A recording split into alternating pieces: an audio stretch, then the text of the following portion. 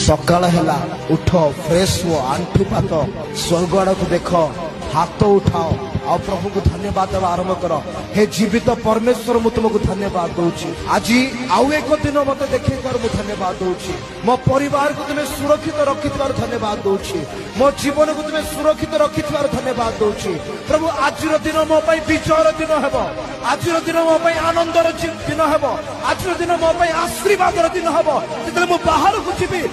मु आसबि मोर संगी सहवर्ती हो मोर सब कार्य प्रभु तुम सफलता देव जदि शैतान मो विरुद्ध रे आज कौन सी जाल पाती कौन सी योजना रखी जीशु नाम